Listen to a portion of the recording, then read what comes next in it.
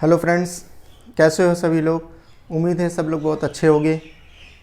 पिछली क्लास में हम लोग ने देखा था कि जो वायरल की डिज़ीज़ हम लोग कर रहे हैं उसमें हम लोग ने करीब 3 क्लासें कर चुके हैं और 3 के बाद में आज चौथी क्लास है। और आज मैं उम्मीद करूँगा कि जो है आज आपकी वायरल के रोग जो हैं वो डिज़ीज़ ख़त्म हो जाएंगे। ठीक है, बहुत इम्पॉर्टेंट बीमारियां हैं जो हम लोग ने किया है और आगे जो आज मैं करूंगा। ठीक है, उम्मीद है सब लोग क्लास कर रहे होंगे और सबको समझ में भी आ रहा होगा। ठीक है, अगर किसी प्रकार की आपको कोई दिक्कत है आप सब लोग कमेंट किया करो। ठीक है, चलो अब हम लोग जो है जैसे हम लोग ने देखा कि वायरस से होने वाली बीमारियां Zika, Ebola, dengue, chikungunya, yellow fever, ठीक है, small pox, chicken pox, bird flu, small flu, hydrophobia, इतनी सारी बीमारी हम लोग ने कर चुका है। ठीक है, चलो अब हम लोग नेक्स्ट डिजीज़ का हेडिंग डालो और हम लोग बहुत अच्छे से पढ़ते हैं। ठीक है, अगली बीमारी का नाम लिखो एड्स। ठीक है, क्या एड्स है पूरा अच्छे से कहानी समझो, उसके बाद में हम लोग लिखेंगे। ठीक है, ध्यान से समझना। ठीक है, देखो एड्स जो है, एड्स का जो फुल फॉर्म होता है एक्वायर्ड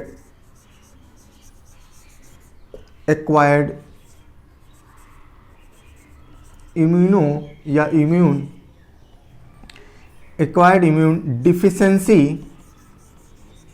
डिफिशियंसी सिंड्रोम। ठीक है, syndrome, acquired immune deficiency syndrome. अगर हम लोग देखें जो एड्स है ना, एड्स का ये जो फुल फॉर्म है, इस फुल फॉर्म में ही पूरा का पूरा एड्स समाया हुआ है। कैसे, जरा हम लोग ध्यान से समझते हैं क्या है ये। ठीक है, देखो एक्वायर्ड माने क्या है, किसी चीज से आप प्राप्त करना। ठीक है, किसी चीज से प्राप्त करना, क्या प्राप्त करना, कोई वायरस प्राप्त करना। एड्स कैसी बीमारी है, वायरस की रोग है, तो क्या प्राप्त करना, क्या एक्वायर करना, वायरस को। ठीक है, कौन सा वायरस आगे हम लोग चर्चा करेंगे। ठीक है, तो कोई चीज को एक्वायर करना और एक्वायर करने के बाद में क्या हो, वो चीज, वो वायरस क्या करे, हमारे इम्यून सिस्टम को क्या करे, डिफिशियंसी कर दे। डिफिशियंसी माने कमी कर दे। कुछ ऐसी चीज हमारे शरीर में जब आ जाती है, ऐसा वायरस जब आ जाता है जो कि हमारे इम्यून सिस्टम का क्या करता है, डेफिशिएंसी माने कमी कर देता है, माने कमजोर कर देता है। और क्या हो जाता है, जिसकी वजह से सिंड्रोम माने होता है कई सारी बीमारियों का जाल, कई सारी बीमारियों का जाल। इसका मतलब क्या हुआ कि जब कोई वायरस जो है हमारे शरीर में जब आ जाता है, एक्वायर हो जाता है, जब आ जाता है, तो वो वायरस HIV वायरस जो है, जो इसका वायरस है वो क्या है, HIV वायरस। और ये वायरस आने के बाद में क्या करता है, हमारे शरीर में क्या करेगा, इम्यून सिस्टम जो होता है, और इम्यून सिस्टम के लिए रिस्पॉन्सिबल कौन होती है, मैंने आपको कई बार बताया है डिजीज में, आप तक तो शायद आपको याद भी हो गया होगा कि इम्यून सिस्टम को रिस्पॉन्सिबल होती हैं कौन, WBC, जिनकी वैल्यू कितनी होती है, 4000 से 11000 इनकी वैल्यू होती है। लेकिन इसमें WBC में भी आपको मैंने 5 प्रकार बताए थे और मैंने बताया था कि जिसकी सबसे कम वैल्यू है कौन है, लिम्फोसाइट सेल्स। वही जो है रिस्पॉन्सिबल होती हैं किसके लिए, बॉडी इम्यून के लिए या बॉडी इम्यूनिटी के लिए, हमें रोगों से लड़ने में मदद करती हैं। उसी इम्यून सिस्टम पर, उसी लिम्फोसाइट्स पर जो है क्या करता है, ये एड्स का वायरस, HIV वायरस जो है वो अटैक करेगा। ठीक है, एक हम लोग थोड़ा सा डायग्राम के तरीके से समझते हैं, जरा ध्यान से समझना। ठीक है, मान लो क्या है, ये हमारा देश है। ठीक है, मान लो हमारा ये देश है, ये इसकी आउटर बाउंड्री है। आउटर बाउंड्री है माने इंटरनेशनल रिलेशन है यहाँ पर। ठीक है, इंटरनेशनल बाउंड्री है। और ये क्या है, ये हमारी सेना तैनात है, ताकि सेना इस वजह से तैनात है ताकि हमारे बाहर से कोई भी अटैक हमारे देश में ना हो पाए। लेकिन मान लो क्या हुआ कि कोई सेना जो है भाई, इससे ये रक्षक क्या कर रहे हैं, हमारे देश को प्रोटेक्ट कर रहे हैं। कोई भी अगर कोई शक्ति बाहर से आती है तो उनको क्या करते हैं, यहीं पर खत्म कर देते हैं। लेकिन मान लो कोई ऐसा देश है जो कि क्या है, बहुत शक्तिशाली है, और वो जाके क्या किया, इसने हमारे सैनिक को जब मार दिया, सैनिक को मार दिया तो ये हमारे सैनिक क्या हुआ, मर गए। तो क्या हुआ कि आउटर बाउंड्री पर हमारे कोई भी सैनिक नहीं रह गए, जिसके कारण क्या होगा, बड़े बड़े देश तो छोड़ दो, छोटे छोटे देश जो है क्या है, हमारे देश के अंदर आके आक्रमण करेंगे और कब्जा कर लेंगे।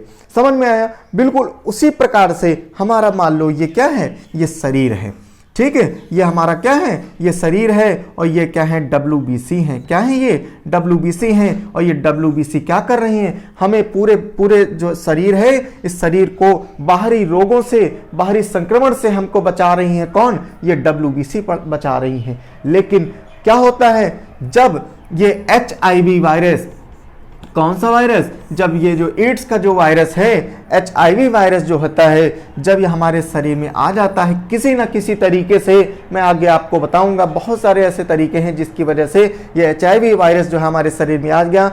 और जब ये हमारे शरीर में मान लो आ गया तो क्या करता है, यही हमारी जो लिम्फोसाइट सेल्स होती हैं इनके ऊपर अटैक करेगा, इनको खत्म करेगा। और जैसे ही खत्म करेगा तो क्या होगा, रक्षा कवच क्या हो गया, कम हो गया। और रक्षा कवच जब कम होगा तो क्या होगा, बड़ी बड़ी बीमारियां तो छोड़ दो, छोटी छोटी बीमारियां जैसे सर्दी, जुकाम, बुखार, टाइफाइड, ट्यूबरक्लोसिस, कैंसर, ये सारी बीमारियां जो हैं हमारे शरीर के अंदर क्या हो जाएंगी, ये सब प्रवेश हो जाएंगी। और प्रवेश होने के बाद में क्या हो जाएगा, कई सारी बीमारियां क्या बना देंगे, जाल बना देंगी। और इसी अवस्था को हम लोग क्या कहते हैं, इसी अवस्था को हम लोग एड्स कहते हैं। समझ में आया? तो एड्स क्या है, जब एक्वायर किया गया, एक्वायर माने कौन सा वायरस, HIV वायरस जब हमारे शरीर में एक्वायर होता है तो क्या होता है, इसकी वजह से इम्यून डिफिशियंसी हो जाती है, रोग प्रतिरक्षा क्षमता की कमी हो जाती है, जिसके कारण क्या होता है, हमारे शरीर में कई सारे रोगों का एक जाल बन जाता है। समझ में आया? एड्स यही है, ठीक है। एड्स की जो ओरिजिन है मानी उत्पत्ति है, ये कॉन्गो रिपब्लिक अफ्रीका महाद्वीप से होती है। आप याद करो, जब मैं आपको इबोला पढ़ा रहा था उस समय आपको मैंने बताया था इबोला क्या है, इबोला एक नदी का नाम है जो कॉन्गो रिपब्लिक में बहती थी, कॉन्गो रिपब्लिक अफ्रीका महाद्वीप में बहती थी, बिल्कुल वही कॉन्गो रिपब्लिक है। उसी कॉन्गो रिपब्लिक में जो है इसकी उत्पत्ति होती है, अफ्रीका कॉन्टिनेंट में इसकी उत्पत्ति होती है। सबसे पहले ये चिंपैंजी में पाया गया। किस में पाया गया, चिंपैंजी बंदर में पाया गया। उसके बाद में सबसे पहला रोगी जो पाया गया 1981 में, किसमें, USC में पाया गया, भारत में। यह बीमारी केरल के माध्यम से, केरल आता है, केरल जो है उस केरल से आती है। कब आती है, 1989 में आती है। कब आती है, 1989 में। और हमारे यहाँ सबसे ज़्यादा, अगर हम देश की बात करें, पूरे हमारे देश में सबसे ज़्यादा जो पेशेंट हैं एड्स के, HIV वायरस के, वो सबसे ज़्यादा जो पेशेंट है वो क्या है, महाराष्ट्र में है। इसके पहले ये भी आप समझ लो, इसके पहले क्या हुआ था कि मैं जो लेटेस्ट रिपोर्ट बता रहा हूँ 2019 की, इसके पहले 2018 की लेटेस्ट रिपोर्ट चल रही थी।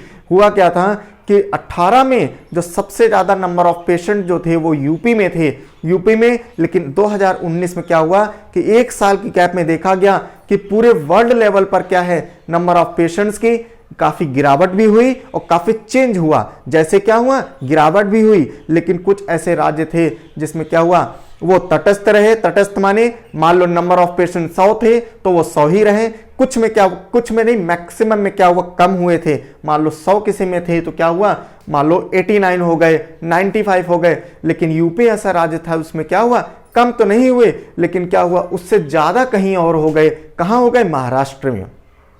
इस समय क्या है, महाराष्ट्र सबसे टॉप पे है, उसके बाद में बिहार है, उसके बाद में अपना यूपी है। क्लियर है?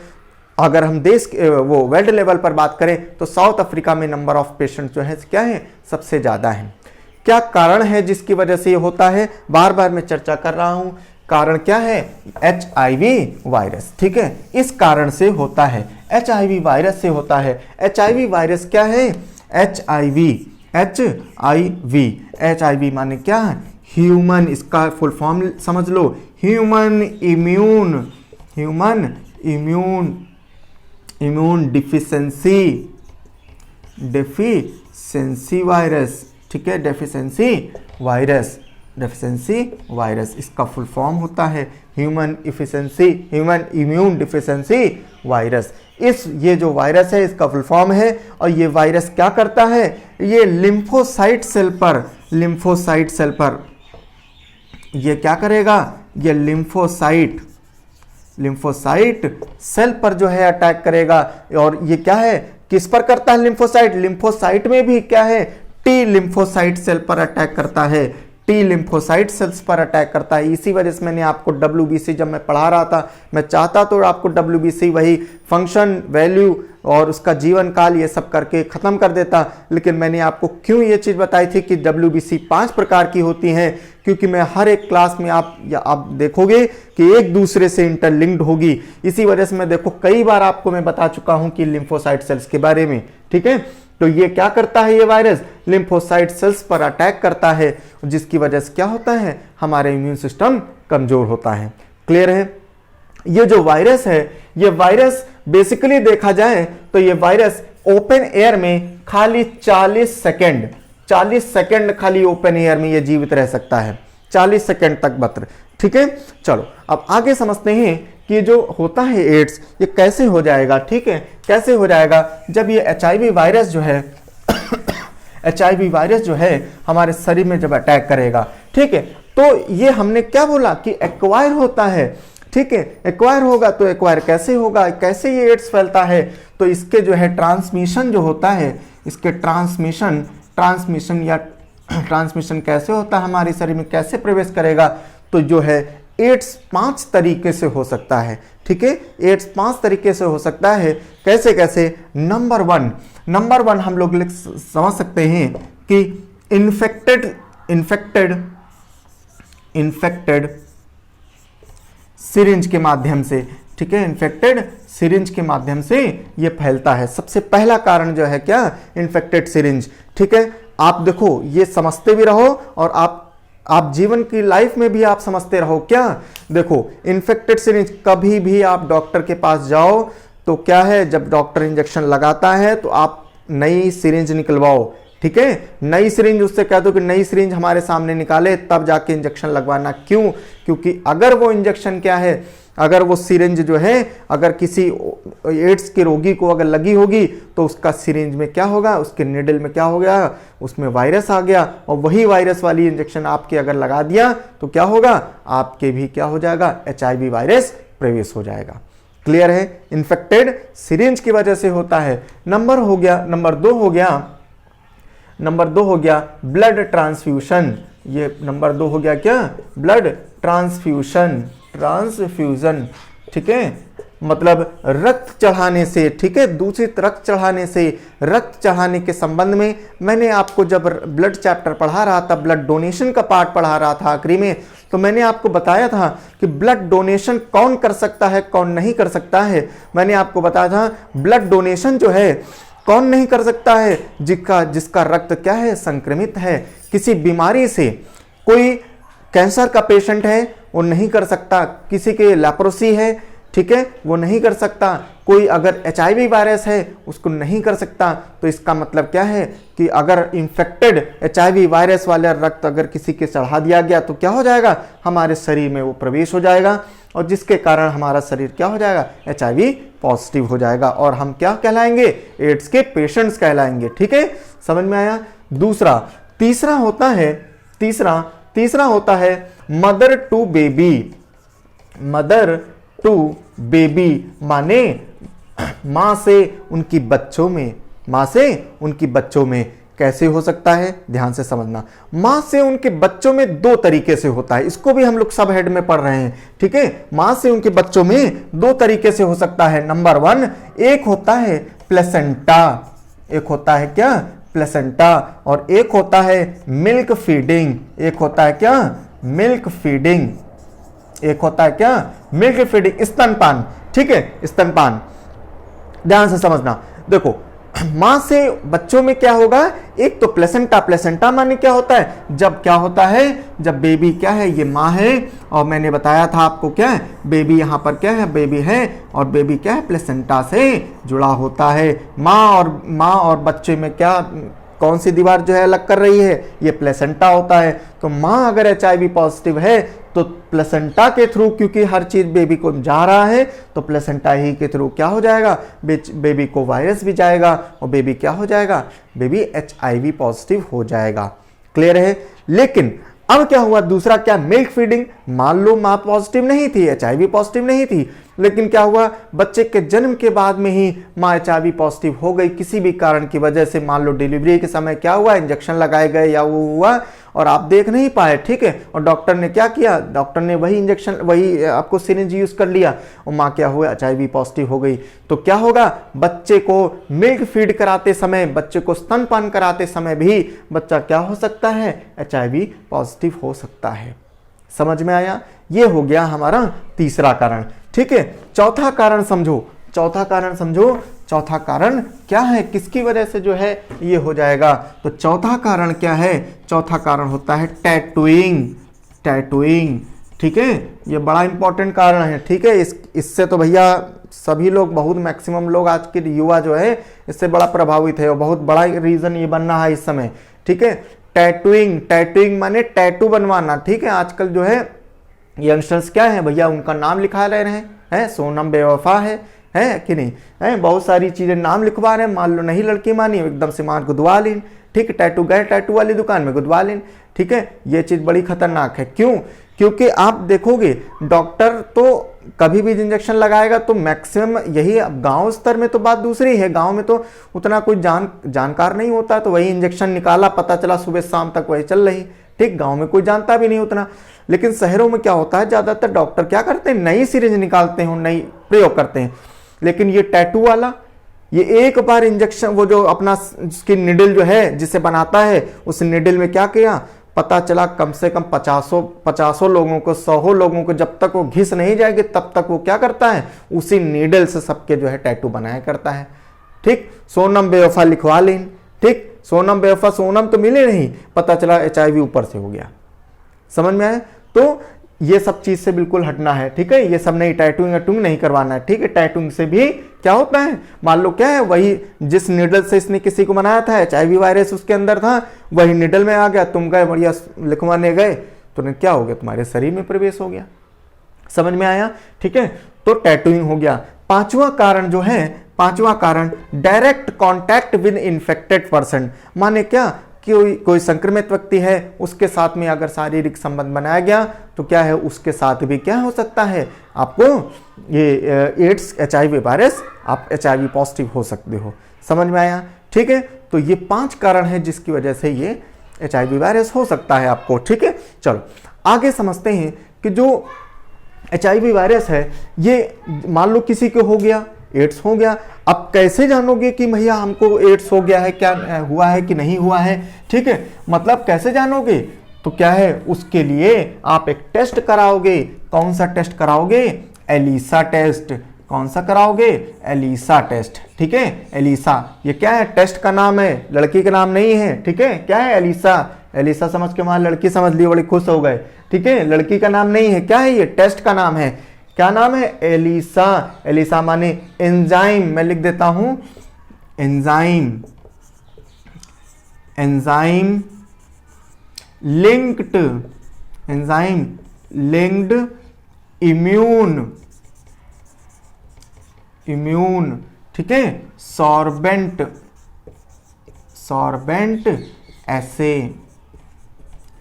ठीक है, इम्यून। ठीक है, एंजाइम लिंक्ड इम्यून सॉर्बेंट ऐसे। ठीक है, ये टेस्ट का नाम है, ये टेस्ट करवाया जाता है जिसके माध्यम से पता चल जाता है क्या, कि HIV पॉजिटिव हो या नहीं हो। ठीक है, आगे समझते हैं कि मान लो एड्स हो गया। ठीक है, आपको मालूम चल गया कि हाँ एड्स पॉजिटिव है। ठीक है, इसके लिए एक एंटीबायोटिक मेडिसिन भी आती है, ब्रांड नेम AZT। ठीक है, AZT क्या होता है, AZT, एजिडोवाडिन। क्या होता है, एजिडोवाडिन। ठीक है, उसका नाम क्या है, एजिडोवाडिन। ठीक है, एड्स कुछ जानकारी, एड्स की कंट्रोल के लिए, एड्स के सारी इंफॉर्मेशन के लिए, एड्स के मतलब सारे उसका कंट्रोलिंग के लिए जो है एक संस्था बनाई गई थी, नाको, NACO, नाको। क्या बनाई थी, नाको। NACO, नाको। नाको माने क्या, ऐड देखा होगा ना, नाको द्वारा जनहित में जारी, है ना, नेशनल एड्स कंट्रोल ऑर्गेनाइजेशन। ठीक है, नेशनल एड्स कंट्रोल ऑर्गेनाइजेशन एक संस्था बनाई गई जिसका मुख्यालय, जिसका हेडक्वार्टर कहाँ है, दिल्ली में है। ठीक है, एक रेड रिबन ट्रेन चलाई गई थी, रेड रिबन ट्रेन, सब लोगों ने सुना होगा, रेड रिबन ट्रेन चलाई गई थी। ये क्या चलाई गई थी, ये एड्स के रिलेशन में चलाई गई थी। एड्स के रिलेशन में मतलब ये नहीं कि एड्स के रोगी बैठेंगे, समझ रहे हो, एड्स के रोगी नहीं बैठेंगे। ये एक ट्रेन चलाई गई थी, आउटर में खड़ी जाती, एक प्रदर्शनी के रूप में ये चलाई गई थी। उसके अंदर क्या था, VOD की फॉर्म में, ठीक है, वीडियो डिस्प्ले के फॉर्म में उसमें दिखाते थे, उसमें जानकारी देते थे कि मतलब एड्स के जो है कैसे होता है और कैसे इसको रोकथाम जो है कर सकते हैं हम लोग। तो सारी इंफॉर्मेशन जो है उस रेड रिबन ट्रेन में चलाई गई थी। तो ये कई बार क्वेश्चन आता है कि ये रेड रिबन ट्रेन जो है किसके संबंधित है, किससे संबंधित है, तो HIV एड्स से संबंधित है। क्लियर है। 1 दिसंबर को हर वर्ष, 1 दिसंबर को हर वर्ष क्या है, वर्ल्ड एड्स डे मनाया जाता है। समझ में आया, पक्का। चलो अब लिखना स्टार्ट करो। लिखो एड्स, एड्स का फुल फॉर्म लिखो, acquired immune deficiency syndrome, acquired immune deficiency syndrome. उत्पत्ति लिखो, ओरिजिन लिखो, कॉन्गो रिपब्लिक ब्रैकेट में अफ्रीका, कॉन्गो रिपब्लिक ब्रैकेट में अफ्रीका। कब, समय भी लिख लो, 1953, 1953, 1953। आगे समझो, लिखो, लिखो सबसे पहला एड्स, सबसे पहले एड्स सबसे पहले चिंपैंजी में पाया गया। लिखो first it was found in chimpanzee, first it was found in chimpanzee. लिखो एड्स का पहला रोगी USA में 1981 में पाया गया, एड्स का पहला रोगी USA में 1981 में पाया गया। आगे, भारत में एड्स तमिलनाडु से, सॉरी केरल मैंने बोल दिया था, तमिलनाडु से, ठीक है, तमिलनाडु से 1989 में आया, 1989 में आया, 1989 में आया। लिखो दुनिया में सबसे ज्यादा एड्स रोगी कहाँ हैं, उसमें साउथ अफ्रीका में, साउथ अफ्रीका में। भारत में एड्स के सबसे ज्यादा पेशेंट या रोगी महाराष्ट्र में है, महाराष्ट्र में। नेक्स्ट लिखो कॉज, कारण, कारण किसकी वजह से होता है, HIV वायरस, HIV के साथ के कारण होता है, HIV। इसका तुरंत फुल फॉर्म लिख लो HIV का, human immune deficiency virus, human immune deficiency virus, human immune deficiency virus. ठीक है, आगे इसी में, इसी लाइन के बाद में लिखो यह T लिम्फोसाइट सेल्स पर आक्रमण करता है, T लिम्फोसाइट सेल पर आक्रमण करता है। It attacks on T lymphocyte cells, T lymphocyte cell. लिखो HIV virus is a type of retrovirus, यह एक प्रकार का रेट्रोवायरस है, रेट्रोवायरस, ये इंपॉर्टेंट है, कई बार क्वेश्चन आया ही है। ठीक है, रेट्रोवायरस, ठीक है, ये एक प्रकार का रेट्रोवायरस है, रेट्रोवायरस। ठीक है, फिर लिखो ओपन एयर में, लिखो खुली हवा में या खुली हवा में, ओपन एयर में। ठीक है, ये 40 सेकंड तक जीवित रह सकता है, ये वायरस 40 सेकंड तक जीवित रह सकता है। ठीक है, in open air it can survive only 40 second, only 40 second. फिर लिखो ट्रांसमिशन, ट्रांसमिशन, ठीक है, ट्रांसमिशन माने वो कैसे फैलेगा, कैसे फैलेगा, 1 बाय 1 लिख लेना, कौन कौन से फंक्शन वो होते हैं तरीके। नंबर 1 इन्फेक्टेड सिरिंज, दूषित सिरिंज या सुई, दूषित सुई, इंजेक्शन मत लिखना है, इंजेक्शन जो होता है वो अलग होता है, सिरिंज अलग होती है। ठीक है, तो दूषित सुई, इन्फेक्टेड सिरिंज ब्लड ट्रांसफ्यूजन, रक्त चढ़ाने से, दूषित रक्त चढ़ाने से, ठीक है, सही चढ़ाओगे थोड़ी होगा। नेक्स्ट आगे लिखो तीसरा, मदर टू बेबी, मां से संतानों में, उसके सब पॉइंट लिखो, किसके द्वारा, प्लेसेंटा, और दूसरा स्तनपान, मिल्क फीडिंग, आगे, और चौथा लिखो फिर टैटूइंग, टैटू बनवाने से, पांचवा लिखो direct contact with infected person, लिखो संक्रमित व्यक्ति के साथ शारीरिक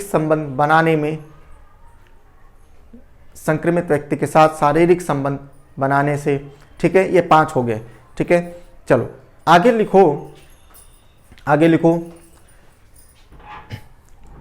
लिखिए, फिर जो है 5 नेक्स्ट पॉइंट लिखिए, लिखो नाको के पहले लिखो टेस्ट, लिखो एलिसा, टेस्ट इसका क्या है, एलिसा का फुल फॉर्म जरूर लिख लेना, बहुत इंपॉर्टेंट, कई बार एग्जाम आता है, ठीक है, स्टार भी लगा लेना। एंजाइम लिंक्ड इम्यून सॉर्बेंट एसे,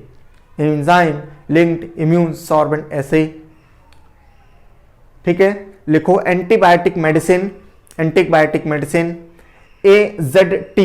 AZT और AZT, ठीक है। चलो, और इसका ब्रांड नेम क्या है, एजिडोवार्डिन,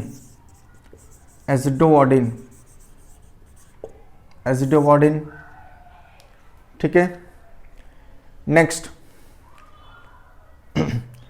उसके बाद में लिखो नाको, NACO, national AIDS control organisation, headquarter Delhi, headquarter कहाँ है, दिल्ली है। फिर लिखो रेड रिबन ट्रेन, एड्स से संबंधित है, लिखो वो बेस्ड ऑन एड्स इंफॉर्मेशन, ठीक है। आगे लिखो 1 दिसंबर को हर वर्ष विश्व एड्स दिवस मनाया जाता है, 1 दिसंबर every year VCS world AIDS day, ठीक है। उम्मीद है बहुत अच्छे समझ में आया होगा, ठीक है। मैं आपको बता रहा था एड्स काफ़ी लंबा मैं पढ़ाऊंगा, आपको समझ में भी आया होगा, ठीक है। चलो नेक्स्ट बीमारी लिखते हैं हेपेटाइटिस, ठीक है, हेपेटाइटिस, ठीक, समझते हैं उसके बाद में लिखना, ठीक है। चलो देखो, कहीं भी शब्द मिल जाए हेपैट मीन्स रिलेटेड टू लीवर, ठीक है। देखो हेपेटाइटिस जो है एक वायरल रोग है, ठीक है, वायरस की बीमारी है, और ये बेसिकली 5 प्रकार का होता है। हम लोग जो मेडिकल साइंस में देखते हैं वो 5 प्रकार का मेडिकल साइंस में देखते हैं, hepatitis A, B, C, D और E, ठीक है। लेकिन हम लोग जो पढ़ते हैं वो A, B, C को पढ़ते हैं, और ज़्यादा इंपॉर्टेंट जो है या ज़्यादा मतलब इंपॉर्टेंट रहता है हमारे एग्जाम के लिए, और नॉर्मल लाइफ में भी A और C बहुत होता है, जिसमें कि हेपेटाइटिस A जो होता है कंटैमिनेटेड वाटर से होता है, माने दूषित जल से फैलता है, और हेपेटाइटिस C जो है वो दूषित रक्त चढ़ाने से फैलता है।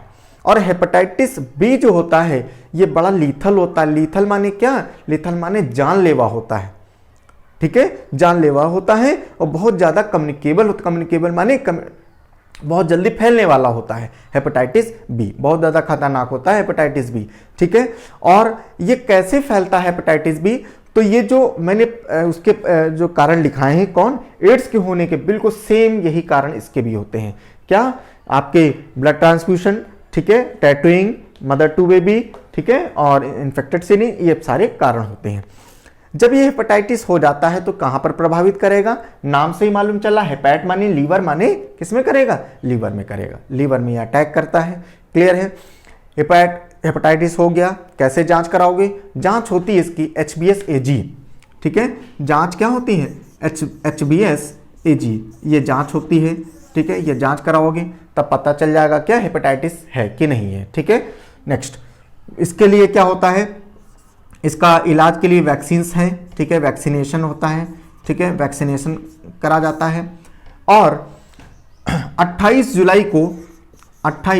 जुलाई को हर वर्ष जो है वर्ल्ड हेपेटाइटिस डे मनाया जाता है। समझ में आया? चलिए लिखिए हेपेटाइटिस, हेपेट मीन्स लीवर लिख लेना। लिखो हेपेटाइटिस एक विषाणु रोग है, it is a viral disease. Hepatitis is a viral disease. Next, यह 5 प्रकार का होता है, hepatitis A, B, C, D, E, ये 5 प्रकार का होता है। आगे जो साधारण रूप से हम लोग हेपेटाइटिस A, B, C पढ़ते हैं। We study about hepatitis A, B, C। Hepatitis A and C are more common. Hepatitis A और C ज़्यादा पाए जाते हैं। हेपेटाइटिस A किससे होता है? लिख लो हेपेटाइटिस A दूषित जल से। हेपेटाइटिस A ब्रैकेट में लिख लेना, infected water. Hepatitis C blood transfusion. और हेपेटाइटिस B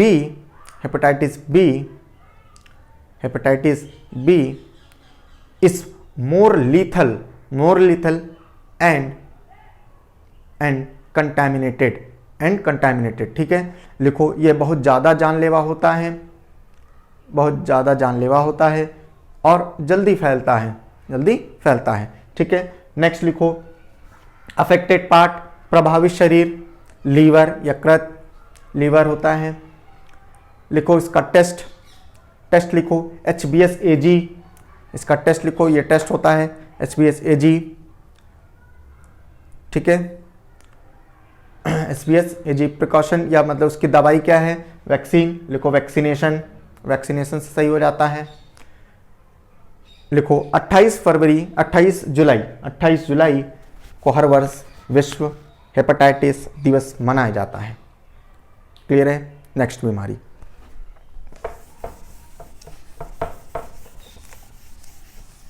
ठीक है, चलो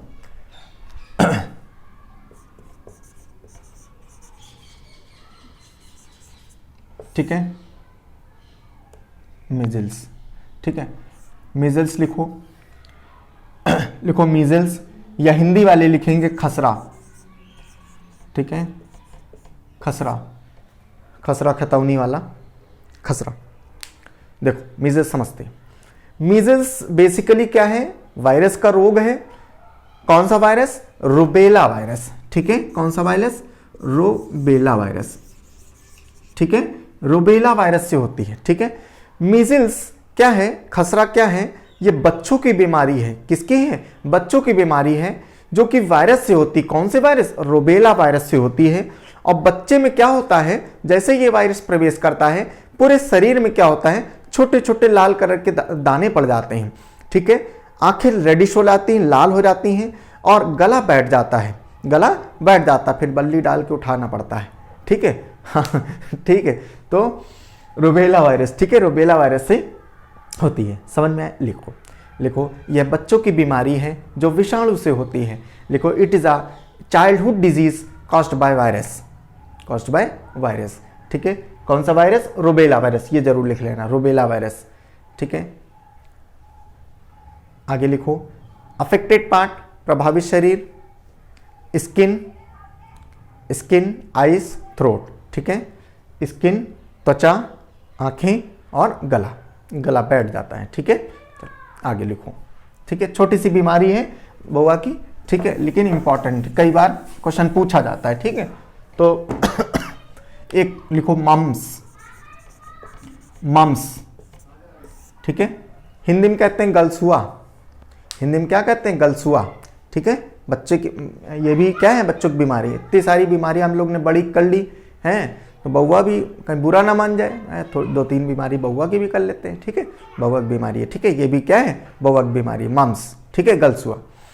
ये भी क्या है, बच्चों की बीमारी है, काहे से होती है, वायरस से होती है, ठीक है। कौन सा वायरस, पायरामैक्सो वायरस, पायरोमाइक्सो माइक्सो, ठीक है, पायरामैक्सो वायरस, ठीक है, पायरोमैक्सो वायरस से होती है। इसमें क्या होता है, जो सलेवरी ग्लैंड है या पैरोटॉइड